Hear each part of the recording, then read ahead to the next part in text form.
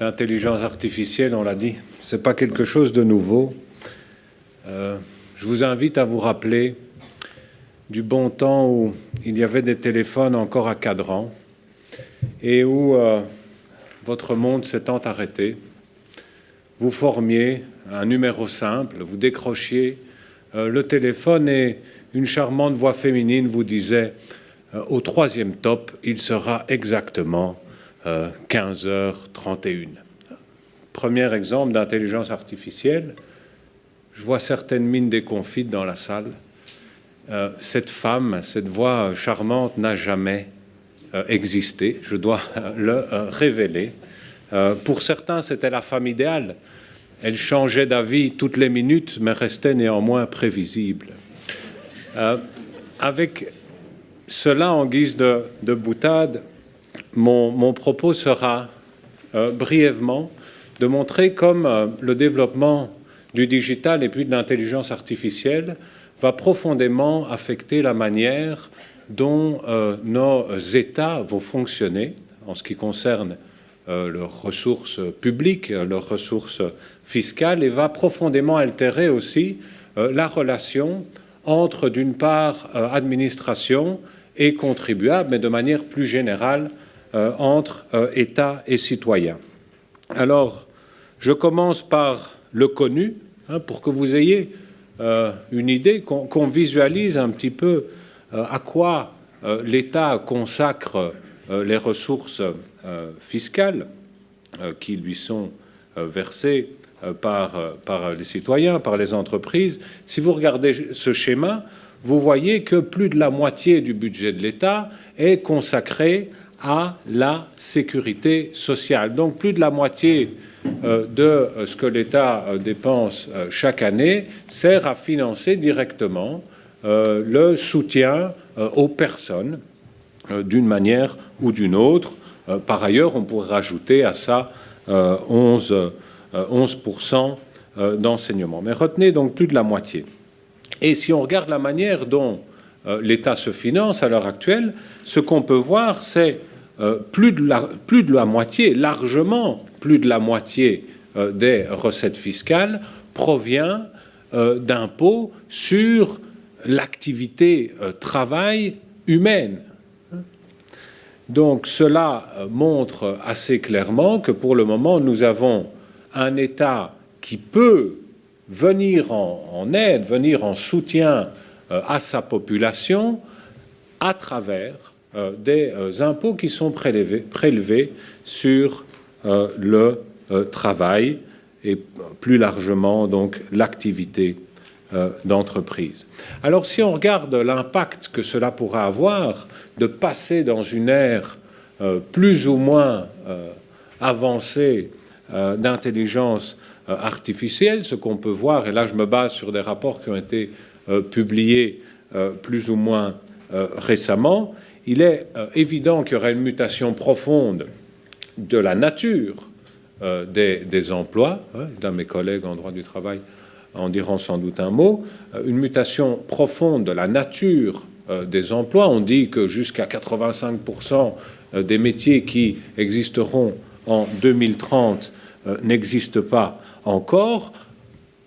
Par corrélation, il y aura une destruction d'emplois existants, des tas d'emplois qui existent maintenant vont devenir la tâche d'algorithmes, et donc on aura moins besoin, voire plus du tout besoin de personnes humaines pour réaliser ces tâches.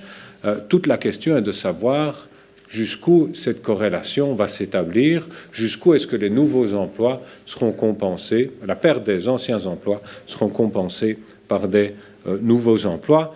Il semble, sans vouloir être catastrophiste, qu'a priori, sauf à trouver la pierre philosophale, on va perdre plus d'emplois au sens traditionnel du terme qu'en créer.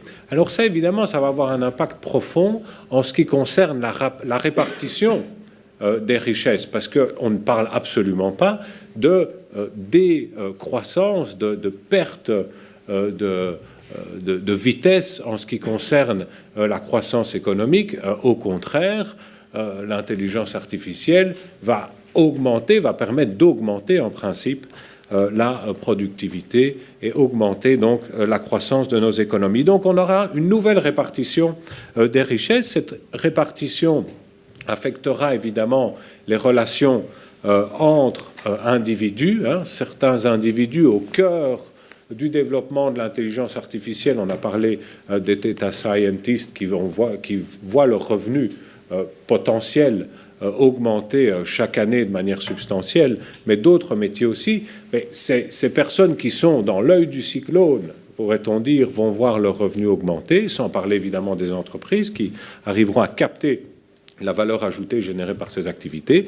Et puis à côté, il y en a d'autres qui vont y perdre un peu ou beaucoup. Mais cela va altérer non seulement aussi la répartition entre individus, mais aussi entre territoires, à partir du moment où, comme Antoine Garapon vient de le dire, à partir du moment où la société digitalisée, la société de l'intelligence artificielle ne connaît pas de frontières, il se peut que le cœur de création d'activités génératrices de profit se déplace ou se localise dans des pays qui ne sont pas la Belgique ou même d'autres pays européens. D'ailleurs, si on regarde un petit peu l'évolution actuelle, il est relativement peu probable que ce soit l'Europe, en tout cas en regardant ce que font les Chinois, ce que font les États-Unis, ce qui impliquera aussi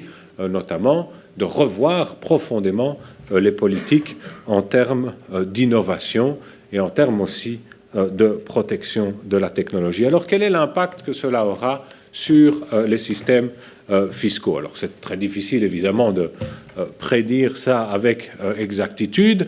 Ce qui est clair, c'est que se pose déjà maintenant et se posera encore demain la question de comment taxer les profits générés par l'intelligence artificielle. Est-ce qu'on va se contenter d'imposer simplement les revenus générés par les entreprises actives dans ces domaines, en sachant que ces entreprises pourraient être localisées dans des paradis fiscaux ou simplement en dehors de la Belgique ou de l'Union européenne?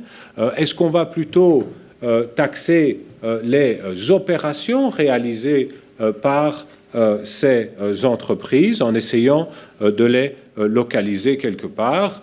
Il y a déjà des réflexions qui sont en cours, des propositions dans la littérature, voire plus récemment la Commission européenne qui pensait à une taxe sur les transactions opérées par les entreprises digitales. La question qui se pose au-delà de la taxation de l'activité en tant que telle, et qui est encore plus fondamentale, c'est la taxation du patrimoine ou de la rente. Et la définition même de ce que devient le patrimoine.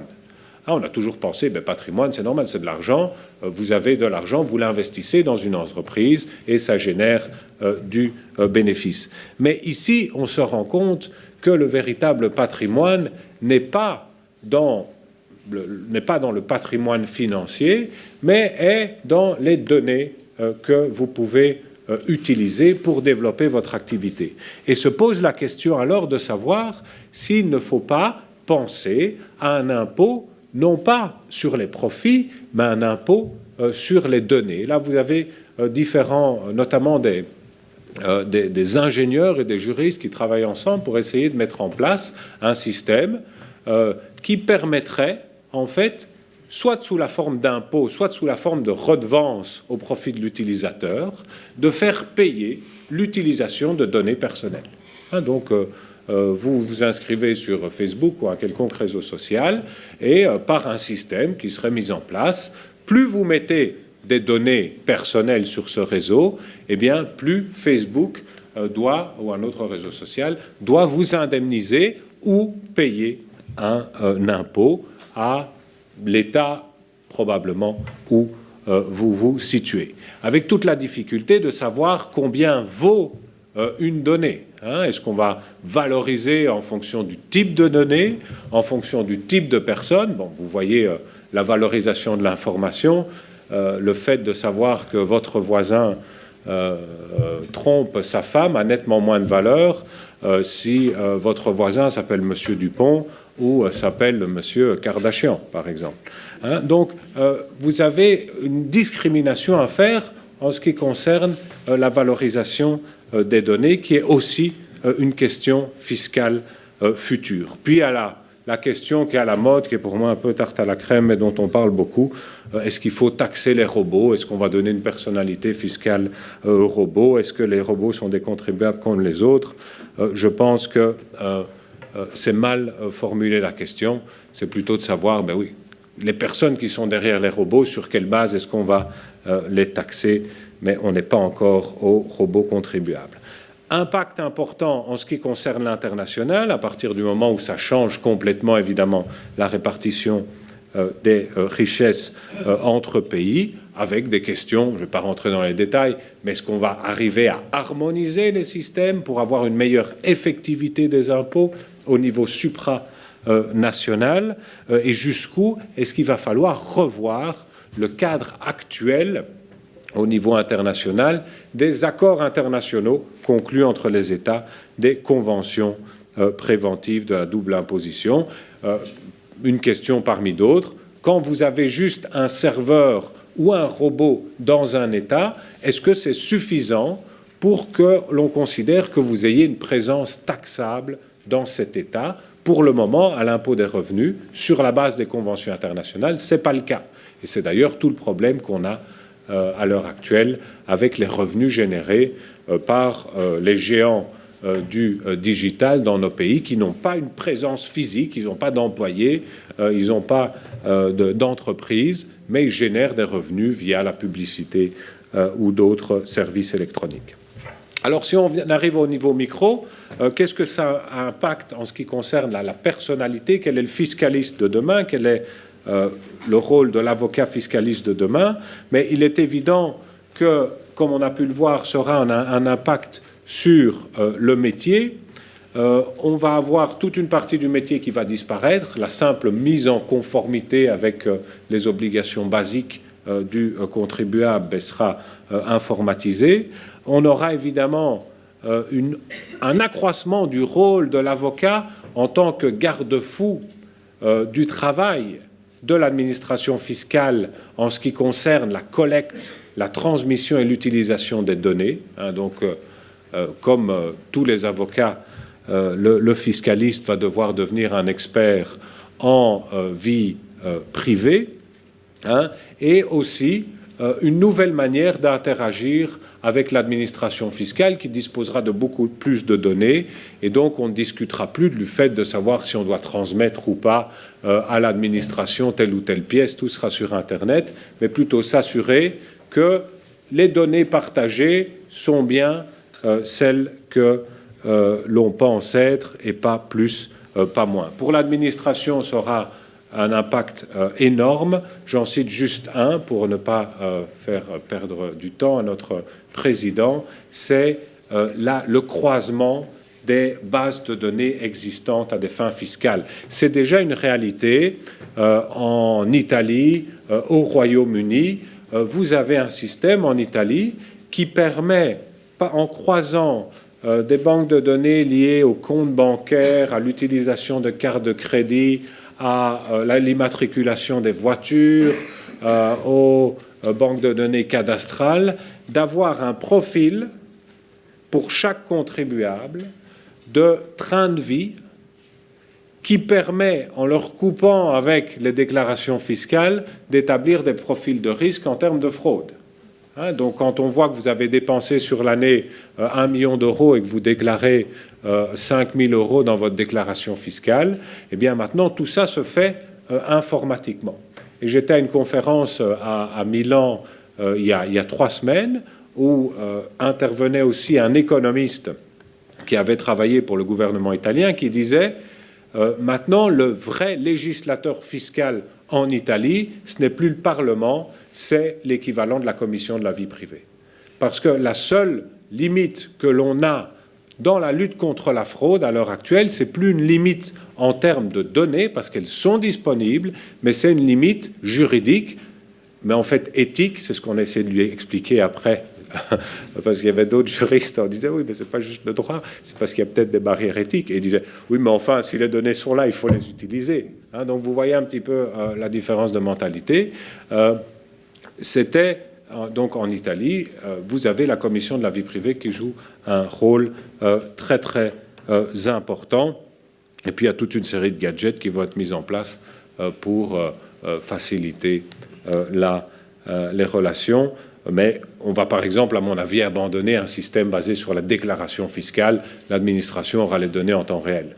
Hein, donc ça peut faciliter aussi les choses. Donc pour résumer, première question macro, sur quoi va-t-on prélever l'impôt pour permettre à l'État de continuer à financer les missions de service public et en particulier l'aide aux personnes au sens large et la sécurité sociale. Comment est-ce qu'on va gérer au niveau international un phénomène probable d'agrégation, de concentration du revenu au sein de certains États et enfin, quelle nouvelle relation entre l'administration et le contribuable à partir du moment où la transparence ne sera plus une option, mais sera devenue une norme presque évidente qui demandera une adaptation importante de notre cadre légal et de notre manière de penser. Sur cela, je vous remercie.